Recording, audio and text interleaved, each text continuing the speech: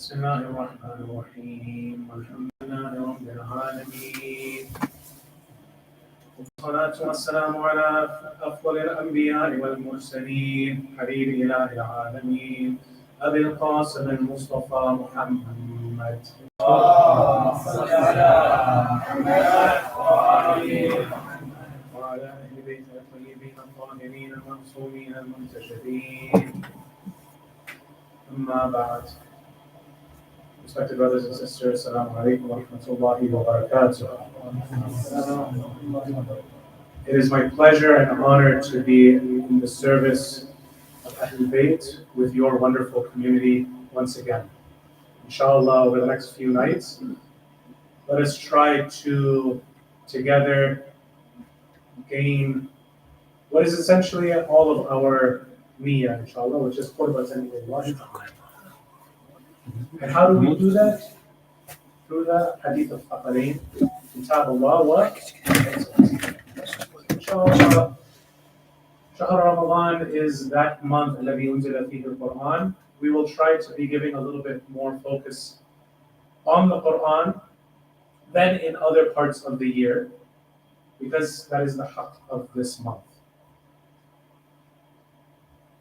As you know, tonight is going to be the night of the 16th of Shahr Ramadan, meaning we are not far from those powerful nights, the Layal al-Qadr.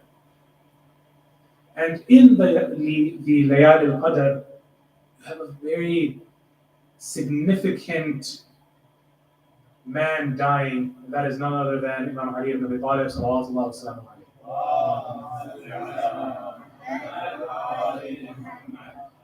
And in our riwayat, on the 23rd of Shahr Ramadan, maybe it is the 23rd of this Shahr Ramadan, maybe it is next, we don't know. Regardless, we need to be prepared as if it is the 23rd of this Shahr Ramadan. What happens? The riwayat say that there is something known as the sayha. What is the sayha? The sayha is one of those signs of the dhuhur of Sahib al-Asri wa zaman.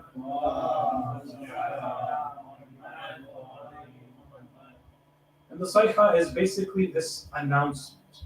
We don't know how exactly the dynamics of this announcement will happen, whether it is Jibraal's voice being heard by everyone, whether it is some kind of a worldwide broadcast. Allahu A'lam. But basically, in this announcement, we hear from Jibraal that the son of Fatima az-Zahra is about to rise soon. Other riwayat show us that not only that, a few months later, by the time the Hajj happens in Mecca, the Imam has gathered with his 313 generals, until finally on the 9th of Muharram, on Tasu'ah. That is when the Imam is getting ready. He is now in that final stage of preparation, such that on the 10th, he rises. In fact, from Imam al-Baqir alayhi salam, we even have the text of the speech that the Imam will say. We won't go too much into depth over there. But the theme that I would like to introduce for our discussions in Shahr Ramadan is companionship. What exactly did companionship look like with Rasulullah sallallahu alayhi wa sallam?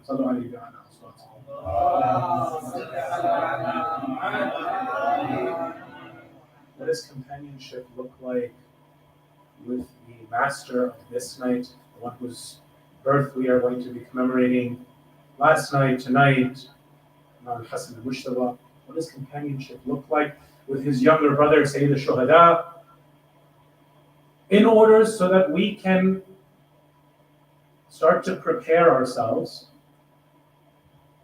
The harakah needs to move a little bit quicker if we're going to be experiencing the dhuhur this 23rd of Ramadan. But if not, we need to start putting these motions into effect, so that we can, inshallah, look like companions and good companions of the 12th Imam when he arises and when he arrives. Otherwise, think about this.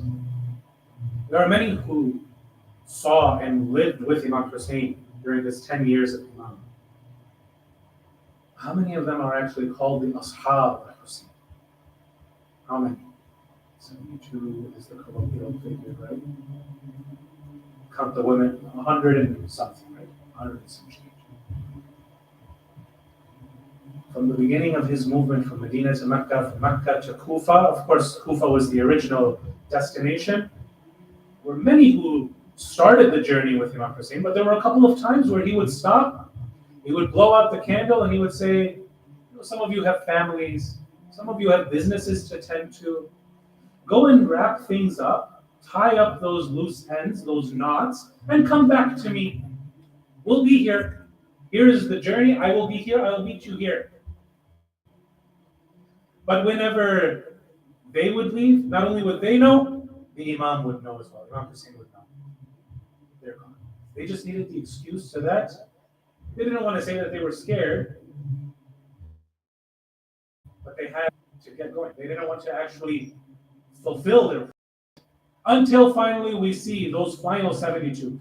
On the night where they were supposed to fight the forces of Yazid, they said, give us one more night. We want to spend this night in ibadah. We want to spend this night with the Quran. We want to spend this night in Salat al-Layl. We want to have this night with our family.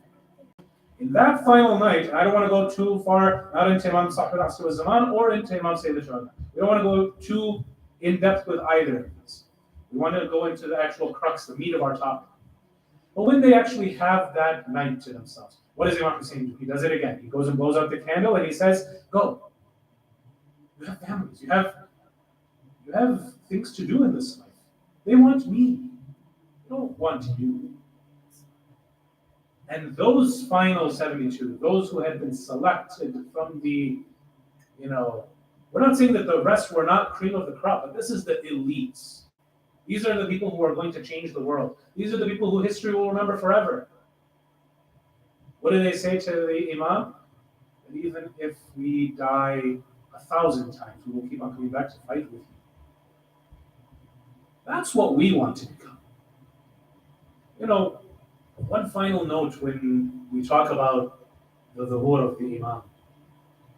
We say so many times, Ya laytana kunna ma'akum, for Imam Hussein alayhi salam. فَنَفُوزَ فَوْزًا عَظِيمًا. Only we were there with you.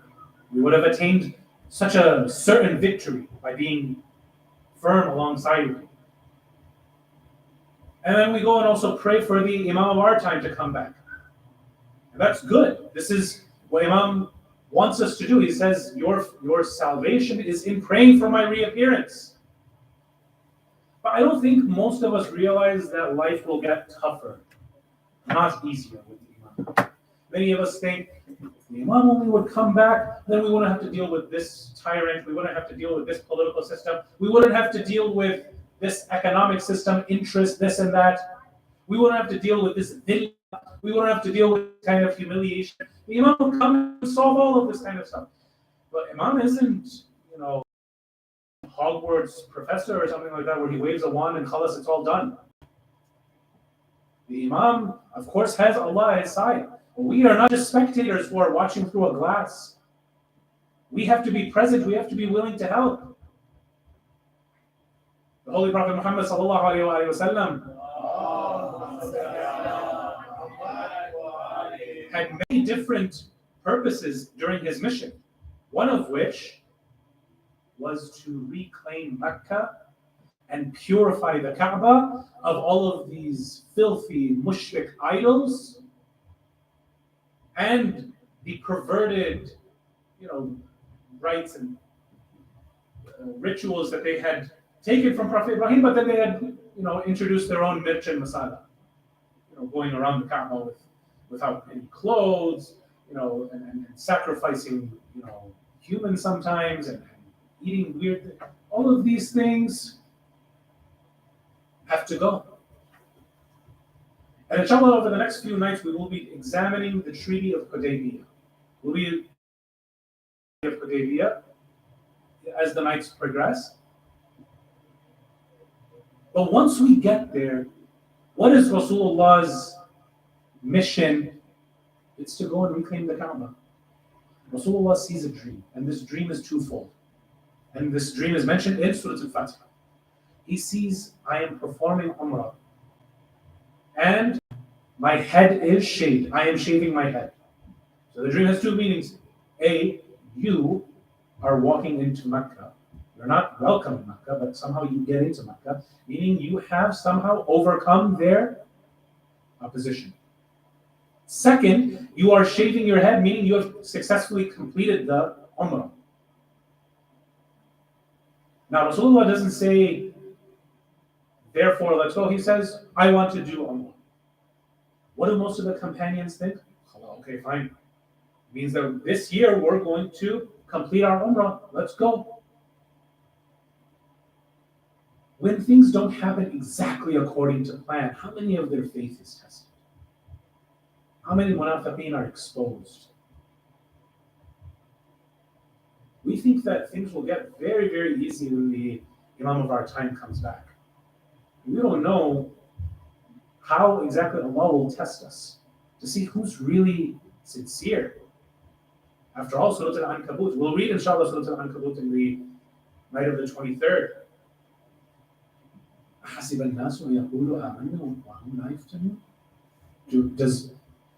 Does the insan actually think that he's just going to get away with saying I believe and he's not going to be tested further?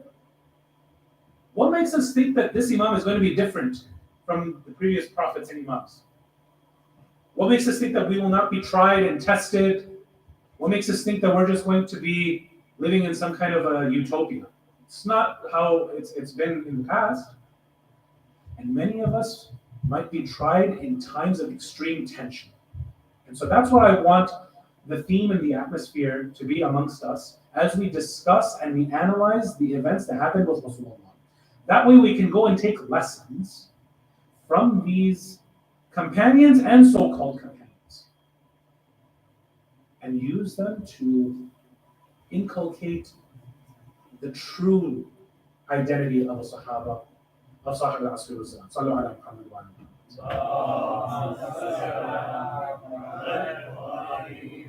So inshallah we'll start with a brief history once Rasulullah gets to Medina. It's not very long after he gets to Medina, where he has to defend and rise with the Muslims in the Battle of Badr.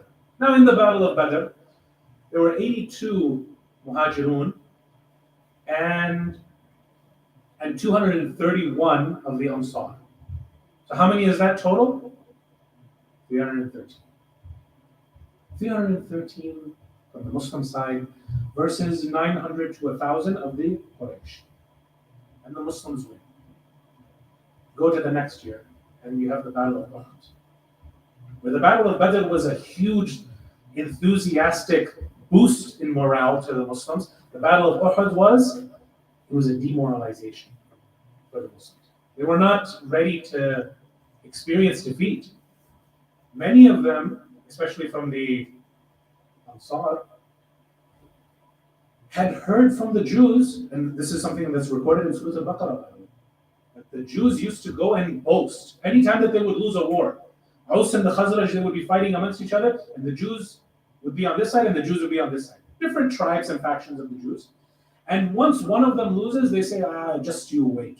Once our prophet comes, the final prophet comes, then it'll be easy sailing for us. Then we'll be winning victories after victories. Doesn't this sound exactly like what we say? Just you wait. When our Imam comes back, then you'll see. That's not exactly how it happens. We have the Battle of Uhud with Rasulullah sallallahu alaihi wasallam.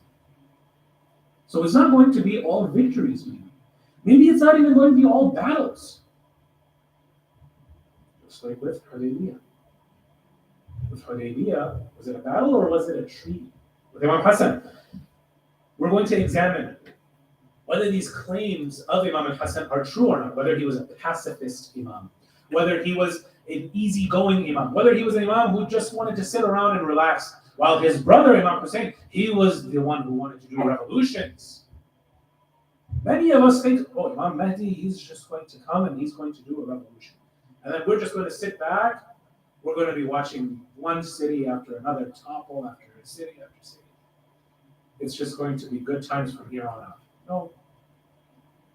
There might be an example where we have to take from Imam al-Jawad. There might be an example where we have to take from Imam al-Mujtaba. There might be an example where we have to take from Rasulullah. All of these, we have to be ready. I'm not saying that this is what's going to happen, but we have to be ready for anything. Whether the Imam goes left or right, we have to be ready, and our emotions have to be ready. We have to be ready to accept and follow him. If the Imam is alone, and we were expecting something else, I'll tell you something right now. There's a brilliant TV show. Forget about how much the Christians are divided about it, but there's a TV show that they've made about Nabi Isa. Now, while there's things that, of course, we disagree with, we don't agree that he's making claims that he's the son of God or this and that. But what we do know is that Bani Israel were waiting for their Messiah. And when Nabi Isa comes, does he come with the sword? No. And most of the rabbis, the Jewish Pharisees and the scribes, they were like, yeah, but if the Messiah was to come, if Mashiach was to come, then he would go and get rid of these oppressors who are occupying the Holy Land, which is who at the time? The Romans. Yet with Jesus' words, he's able to go and create a reformation. With Imam Hassan's signature, the entire facade that Muawiyah ibn Abi Sufyan is creating for the people, all of that starts to dismantle. Such that when Yazid takes over, people are ready to go and give bay'at to Imam Hussein. Now, whether they actually give bay'at to Imam Hussein or not, that's something else. But what Imam Hassan does, it slowly starts to expose everything. Am I saying that Sahib al-Asr wa Zaman is going to come with a treaty? No. I'm saying that we as companions, inshallah, of the 12th Imam, we need to be ready for anything. History is already written in stone.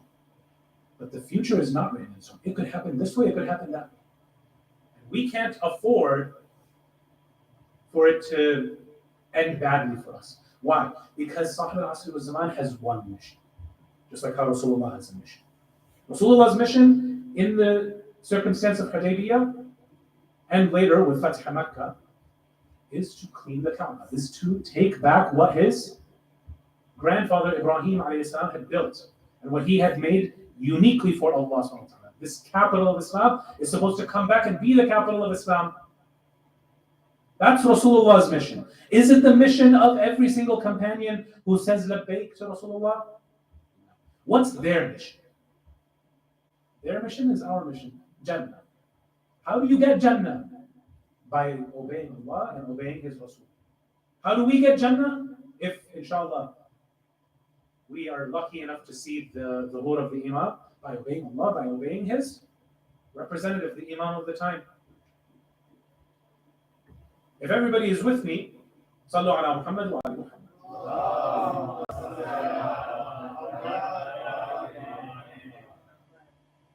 Now, you'll have to forgive me. No, my watch works. That clock is wrong, but my watch, alhamdulillah, now works. When I was sitting over there, it didn't work, but inshallah, we'll get to have it fought on time. Inshallah. Now, the Battle of Uhud demoralizes the Muslims. We're like, oh my God, what are we going to do now? Actually, Rasulullah was rumored to have been dead. Then we get to the Battle of Ahzab. And the Muslims are blessed with a singular, beautiful personality by the name of Salman, who we call al-Muhammadi. Salman al-Muhammadi says, look, the way how these guys are planning right now, we're not going to be able to beat them just with the people that we have in the Medina. Even these alliances that we have with the Yahud, we're not going to be able to do that. I suggest that we do something that we did in Persia, which is dig a trench. This trench, this is something miraculous. This is one of the miracles of Rasulullah. This trench is supposed to take years. Somehow, now of course, every man, woman, and child is involved in digging this trench, but they're able to accomplish what should take a few years in 6 days. In 6 days, the entire trench is dug. And amongst them is Rasulullah himself digging with them. Now, these people who are in Quraysh, in Makkah, they go and start spreading the word. They start their media campaign. And by the way, if you think that everything is going to be easy after the Sayha, that on the 23rd of Ramadan, Jibreel is going to make this huge announcement, there's going to be an announcement of Shaitan as well. That was a false announcement. And that's just the first one. You think that the media and their slogans and their campaigns and their waswas is not going to start? We're going to look, inshallah, today a little bit at the media campaigns against Imam al-Hasan. You think that there's not going to be, you think that they're just going to be saying, okay, please, here's the red carpet, walk into all of our capitals and cities, take over everything. No, there's going to be media agendas, there's going to be campaigns, and they're going to be tough. They're going to be tough to navigate. We're going to be confused. But the people who are, as they say, as Allah Ta'ala says in the Quran, ulil albab, those who can see through all of the details, the minute details, and they can see it for what it is. That's why we're here, inshallah. Throughout these nights, we want to go and learn from the past generations of the Muslims so that we can have a better chance in our future. The Quraysh have such enthusiasm coming out of the Battle of Uhud. We almost killed Muhammad. Now, fine, it was a different guy, but these Muslims were running. Rasulullah was calling out for them. Some of them are going into the mountains. Some of them are running all the way back to Mecca. One of them, in the sources of our brothers, one of them runs fast such that he reaches the Red Sea. Now, how this person later became Khalifa, we don't know. But nevertheless, this is the types of companions sometimes that we had in the midst of Rasulullah. And so this gave a lot of heart and encouragement to the Quraysh. They started distributing their pamphlets, they started distributing their propaganda to neighboring tribes and affiliations. This is our chance. Muhammad is weak. Let's go. Let's finish him. Because if he's successful, he's not just going to come here after us. He's going to be talking to you. He's going to be talking to your kids. He's going to be changing the religion of not only our forefathers, but your forefathers. Is it just our idols who are at the Kaaba? No, it's yours as well. So come on, let's financially go and pool our resources together. Let's go and use all of our men, and let's go. This is why there are such legends like Amr ibn Abd Wud at this battle. It's also called the Battle of Khandaq, meaning the trench. It's also called the Battle of Ahzab. Hizb means one party. Ahzab is multiple parties. There are multiple interested parties who want to see the Prophet dead. Multiple. And they're all at your doorstep. It's not like they're coming to you. They're not meeting you halfway. You're not going to them. They're coming over here. And so now, the Muslims have dug this trench. Where do they stay? They're not inside the city. They can't get inside. Where do they end up staying? Right outside the city. So they go and make their camp. They go and set up their fires, their campfires, and they're waiting. They have enough provisions for all of these people. There are about 3,000 Muslims that are about to go to war in this battle, the Battle of Ahzab. And there are how many in the opposition forces? 10,000. In the previous battle, when Uhud was lost, you had 1,000 Muslims and you had 3,000 kuffar. Now, it's not 3 times the amount of kuffar, it's a little bit more than that. 3 times would be how many? 9,000. You have 10,000 kuffar now, and they're all waiting. 25 days. And now, by the way, they come in Shawwal. Shawwal is the month right after Shahar Ramadan. It's the 10th month of the year. They come in Shawwal, they're not able to get inside Medina. They wait for 25 days. Surah Al-Ahzab talks about this, where Allah starts sending winds, powerful gusts. And these are described in our hadith to be the archangels. Jibreel, Mikhail, Israfil. Each one of them is sending their salams as they go to the kuffar. As they go to the kuffar, their campfires are there, their tents are there. One of them knocks over. The next thing you know, the camps are on fire, their food is short, and they're starting to think, what are we even doing here? Their morale is starting to now get low. They're like, we're here almost a month, we're starting to get hungry. We were told by the Quraysh, by the way, why did they want to come? What are their incentives? Fine, there's a religious perspective, but these guys are all after dunya. So what's their dunya incentive? Their dunya incentive is, look, these Muslims, they took a lot of things from us at Badr. Before even Badr, they were raiding caravans. In Uhud, they took a lot of our, our armor and our swords and shields. And Medina has a very good agricultural society. This is why Fadak has, so many lush gardens. Mecca was more trade and business. Medina was more agriculture. Now, these guys get a lot of money from these gardens. So don't worry about it. We also have some Jewish tribes who are going to turn against them. This is in the bag. This is an easy win. We're going to overpower them. Let's go and get all of these spoils of war. Now, these guys, after 25 days, not only do they not have more money, these guys are starting to feel the hunger of their diminished resources. So what do they start saying? They're like, you know what? I think this is a failed strategy. Maybe Abu Sufyan and Quraysh, maybe they don't have the political acumen that they once did. It's at this point where Amr ibn Abdul says, okay, fine, watch. He and his horse shot over the trench, and some others had tried before him, and they ended up falling deep into the trench. He ends up making it over, and now he starts taunting the Muslims. Now that I'm here, now what? And these Muslims, they were so scared. These guys are like, okay, now it's done. Now we're dead. Even though they overpower him, but he's a legend. Now Rasulullah says, who of you will go and stand up to go and fight this enemy of Allah? And so now Amr ibn Abdul starts using this to taunt the Muslims. He's like, yeah, why don't any of you want to fight me? If I kill you, you go to Jannah. If you kill me, I go to Jahannam. And what do you get for killing me? You get Jannah. It's a win-win for you. Why don't I see any of your brave people, these people who I've heard so much about, why don't I hear about them? Why don't I see them coming in front of me? Nobody stands. Rasulullah says to him, sit down, give someone else a chance.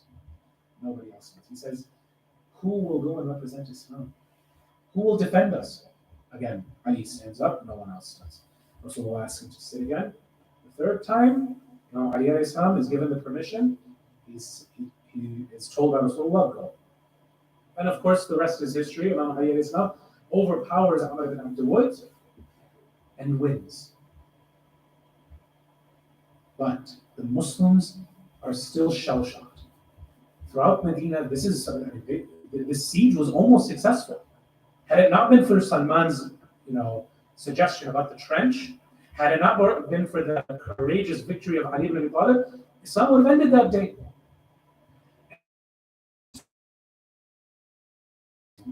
Where exactly 1 year later, the Hijrah, 5th year Hijrah.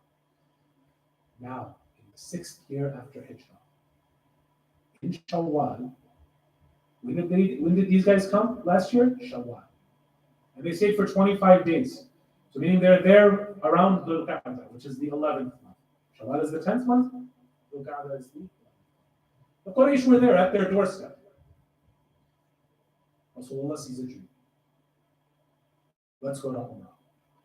He says, I'm going to go and make my journey begin on the first Dhul Qa'dah. Dhul Qa'dah is one of the 4 holy months from before Islam and in Islam. In these months, no one is supposed to fight. And so the Meccans know, if you're making your hijrah starting on the first of Dhul Qa'dah, you don't mean war, you mean peace. Rasulullah also knows that there are spies amongst the Medinian community. And so he says, usually when he's about to go on a battle, we are going to leave from the south. Once he knows that they've conveyed this knowledge that, okay, hey, they're moving from the south, what does Rasulullah do? Makes a huge U-turn and he goes north. The intention was always to go north, but he leads from the south. That's how he would always go for battles. So if he wants to go north, he'll start south. If he wants to go south, he'll start north. This time, however, when he wants to go for Umrah, he's going south. He lets the spies go and say, hey, Rasulullah is coming. And he keeps on going. There's no U-turn. So the Meccans know he needs peace. I only want to start off a little bit with the road to how we're getting to Hudaybiyah. I want you to realize that there is a huge fear in the Muslim community because just a year prior, they were almost killed. By who? The Quraysh. And now where are they going? They're going to the doorstep of the Quraysh. 1 year after they were almost annihilated. And are they going with weapons or no? They're not going with any weapons. They're going in the state of Ihram. Fine, they're going in the peaceful month. But is this any kind of guarantee? No. So the Quraysh start their plans. They're like, okay, we're not going to let them enter here. We don't want them here. The Quraysh have only one thing going for them amongst all these tribes. That they are siqayat al-nas. They go and feed and provide drink for the pilgrims when they come for their Hajj and their Umrah. Other than that, they don't really have much keeping them safe from other tribes. So when they start to go and propose that the Muslims will not be let inside Mecca, this is already starting to get the buzzing going amongst the other tribes. They're like, wait, you're not going to let them in? They're coming peacefully to go and perform their pilgrimage. And so we'll stop over here. We'll continue, inshallah, tomorrow. But now I want to move to Imam al-Hasan with a few minutes that we have left. Sallu ala Muhammad wa ala Muhammad. I'm going to go a little bit more into the circumstances that get us to this moment that I'm going to start with, but it wouldn't be appropriate to do that in a night of happiness. It would be more appropriate, and we will do this, inshallah, on the night that Imam Ali alayhi salam is struck. Imam Hassan alayhi salam starts with the people who Imam Ali alayhi salam was waiting for. I'll start with this. Imam Ali alayhi salam is struck on which night? The night of the 19th. A few nights before, Imam Ali alayhi salam writes a letter to one of his companions who is in Azerbaijan. A man by the name of Qais ibn Sa'ad ibn Abi Ubadah. He tells him, look, I have this many amount of people. 65,000. I want you to bring your soldiers, bring them to Kufa, and we'll go together to go and eradicate Muawiyah ibn Abi Sufyan. How many does Qais have? 80,000. Total would be how much? Roughly 145,000. Qais starts his movement towards Kufa. He reaches on the 24th or the 25th of Ramadan. By then, Imam Ali alayhi salam has already been martyred. Who is now the Imam of the time? Imam Hassan al-Mushtaba alayhi salam. Imam Hassan al-Mushtaba says, O people, know that tonight a man has died. This is now the night of the 21st. I'm fast forwarding, even in our timeline. Know that a man tonight has died, the likes of which, when he would go to war, Jibreel would be on his right and Mikael would be on his left. But, O people, know that whoever was with him, I am going to continue what he started. Therefore, if you want what Ali wanted, come with me. The Imam now comes with his combined forces and he sets off to go and fight against Muawiyah. And I want to make this note at the outset. People say that Imam Hussein alayhi salam, what courage he had. He stood with only 72 against 30,000. 30,000, by the way, is the conservative estimates. If we want to go to the liberal estimates, it becomes 50,000. But we'll stick with 30,000. No problem. This is what even other schools of thought are ready to accept. 72 versus 30,000. You think Imam Hassan alayhi salam didn't do something similar? He did. Imam Hassan alayhi salam has the numbers that Imam Ali alayhi salam was waiting for. They march now towards Muawiyah ibn Abi Sufyan, towards Sham. Does he leave with the entire amount of Shia that he has? No. He keeps about half of them in Kufa, so that there's someone to at least go back to in case something happens. And subhanAllah, it's as if the Imam knew something was going to happen. So he keeps half of them in Kufa. He puts a sizable amount in Medina. He says, we need people also over there in Medina. This is also strategic. Why? Because after Imam al-Mushtaba leaves Kufa, which is the capital that Imam alayhi salam made, where does he go for the next 10 years? He goes to Medina. He needs people over there as well. Imam now leaves with how many? He leaves with 12,000 towards Muawiyah. 3,000 in front of him, 3,000 behind him, 3,000 with him. How many is that? 9,000. 3,000 are now surrounding this entire 9,000 brigade. 12,000 are now marching. Here's what happens. Muawiyah ibn Abi Sufyan is basically waiting in his castle, waiting to die. The numbers that Ali ibn Abi Talib was waiting for, and by the way, Imam Ali would have done these same kinds of divisions. You go over here to Kufa. You go over here to Medina. You come with me. Muawiyah is now ready to go back to, well, we don't know if he believes in Allah. Maybe he goes back to whatever God he believes in. So he says, now is the time to start the propaganda. He goes to the commander of the 3,000 who are in front of Imam al-Hasan. And what does he say? He says, Ubaydullah. This is, by the way, Ubaydullah ibn Abbas. This is the cousin of Imam al-Mushtaba. SubhanAllah. We over here just want to be the companions of Imam Sa'd bin Asri wa Zaman. What happens to Imam al-Mushtaba's cousin? This is something that we have to be ready for. Muawiyah says, Ubaydullah, your sons were killed in the way of Ali ibn Abi Talib. What did he give you in dunya? You want to believe in akhirah? I'm also a pious Muslim. Let's be brothers. And here, I want to pay the blood money of what Ali ibn Abi Talib did not give you for killing your kids. I want to give you 1 million dinar. Not dirhams. Dirhams would be the silver coins. Dinar is the gold coins. How much is the gold conversion rate to the US dollar right now? About $1,000 US dollars, 1,200, something like that. 1 million gold pieces of coin for your loyalty? Abbas is now in a very difficult position. He says, 1 million is a lot. And my son did die in this path. Khalas, he's a Muslim.